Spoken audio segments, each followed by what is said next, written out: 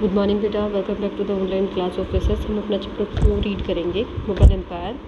Last chapter का जब and हुआ तो हमने पढ़ा था कि दौलत खान लोधी, जो इब्राहिम लोधी का चाचा था, उसने बाबर को भारत बुलाया ताकि वो इब्राहिम लोधी को हरा सके। लेकिन बाबर को भारत इतना अच्छा लगा कि उसने यहाँ पर अपने शासन की स्थापना कर ली। ठीक है। In the 15th century, India presenting a very sorry state of affairs. It was divided into petty states which were always fighting with each other. There was no power strong enough to control them. The Delhi Sultanate had become weak and ineffective. The last of Lodi Sultan was proud, cruel, and inefficient. He treated Daulat Khan Lodi, the governor of Punjab, and insulted his son. The powerful nobles in their turn plotted against Sultan and invited Babur, the ruler of Kabul, to invade Delhi. Babur promptly marched to Delhi in AD 1526 and defeated Lodi in the first battle of Panipat. 15वीं शताब्दी में जो भारत था उसमें बहुत खराब राजनीतियाँ चल रही थी। बहुत छोटे छोटे राज्यों में बंटा हुआ था जो आपस में लड़ रहे थे। कोई ऐसी पावरफुल, कोई ऐसी शक्तिशाली कोई शक्ति नहीं थी जो उनको कंट्रोल कर सके। दिल्ली सल्तनत बहुत कमज़ोर और इनइफेक्टिव और अकुशल हो चुकी थी। ठीक है। लास्ट लोधी सुल्तान बहुत ही घमंडी था और निर्दयी था और उसने दौलत खान लोधी और उसके बेटे की इंसल्ट की। जो पावरफुल नोबल्स थे, जो दरबारी थे, इन्होंने सुल्तान के खिलाफ चाल चली और काबुल के रूलर बाबर को भारत बुलाया ताकि वो दिल्ली में आकर हमला करें। बाबर शीघ्र ही भारत आया और 1526 में पानीपत के पहले युद्ध में उसने इब्राहिम लोधी को हरा दिया। मुगल्स कौन थे देखो।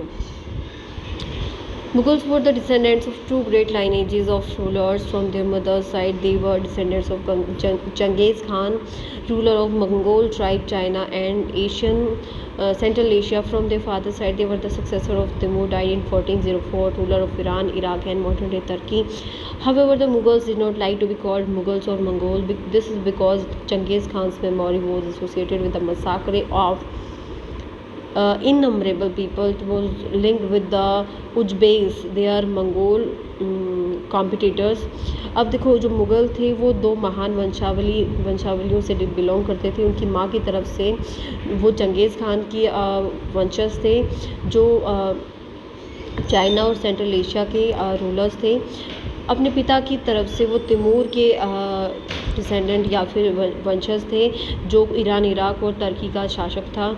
हालांकि जो मुग़ल थे वो अपने आप को मंगोल या मुग़ल कहलवाना पसंद नहीं करते थे। ऐसा इसलिए क्योंकि चंगेज़ खान से जुड़ी हुई थी ये सब यादें, और चंगेज़ खान ने भारत में असंख्य लोगों का नरसंहार किया था।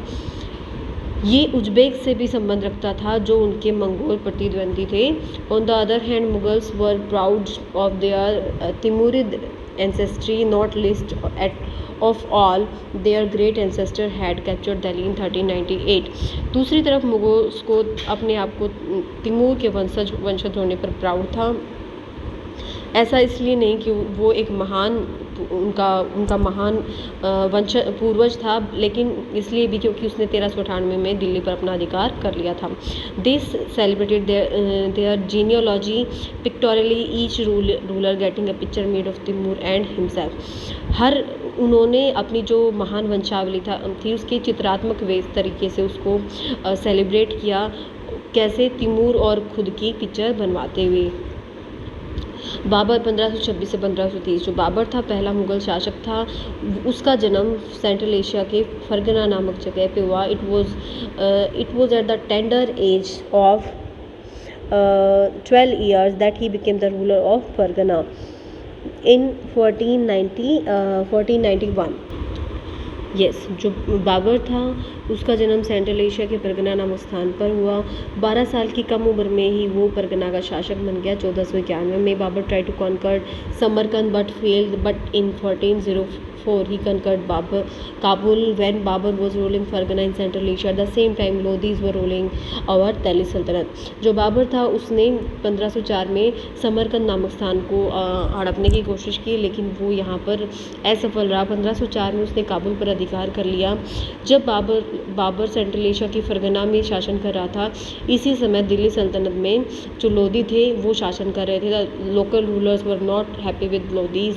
As a result they send message to to Babur to come India and defeat Lodhis. More than the invitation, it was the well-readiness of Hindustan that lured Babur to plan an expedition to India. अब देखो यहाँ के जो स्थानीय राजा थे वो लोधी वंश के राजाओं से खुश नहीं थे, इसलिए उन्होंने बाबर को भारत बुलाने के लिए मैसेज संदेश भेजा और लोधी को हराने का कहा। अब इनविटेशन से ज़्यादा जो बाबर था भारत की अमीरी से ज़्यादा प्रभावित था, आकर्षित था, और इसके कारण बाबर ने भारत पर एक सैन्य अभियान प्लान किया। बैटल ऑफ पानीपत का पहला युद्ध 1526 में जो बाबर था उसने पानीपत के पहले युद्ध में इब्राहिम लोदी का सामना किया। जो लोदी थी उसकी बहुत बड़ी आर्मी थी, ठीक है, बाबर की आर्मी से बहुत बड़ी आर्मी थी, लेकिन बाबर के पास बहुत अच्छी घुड़सेना या कैवलरी थी which had fought many wars, जिसने बहुत ज़्यादा युद्ध लड़ रखे थे, और एफिशिएंट आर्टिलरी और एक बहुत ही अच्छी तोप सेना थी, या उसके पास बहुत सारी तोपें भी थी। Without much difficulty he defeated Lodi, he successfully conquered Delhi and Agra. बिना किसी कठिनता के, मुश्किल के उसने इब्राहिम लोदी को हरा दिया और दिल्ली और आगरा में अपना अधिकार कर दिया। ये इब्राहिम लोदी है बेटा, बाबर नहीं है। बैटल ऑफ खनवा, जो खनवा का युद्ध था वो हुआ 1527 में ही। जो बाबर था he fought this battle with Rana Sanga और मेवाड़, उन्होंने युद्ध मेवाड़ के राणा सांगा के साथ लड़ा और बाबर ने आसानी से अपना ओपोनेंट मतलब विरोधी को हरा दिया। 2 years later he also defeated the Afghan chiefs at Ghaggar.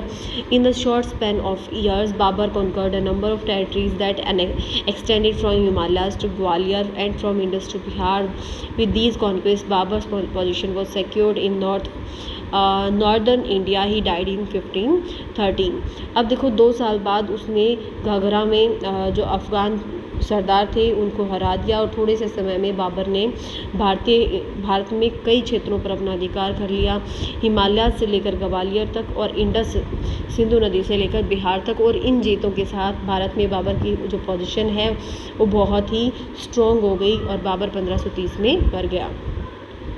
Ziauddin बर्नी के बारे में कुछ है। He was a learn man who speak 3 languages, Persian, Turkish and Arabic. Memoirs like Tuzuk Baburi और Baburnama give us lots of information about Babur personality, his reign and kingdom he ruled.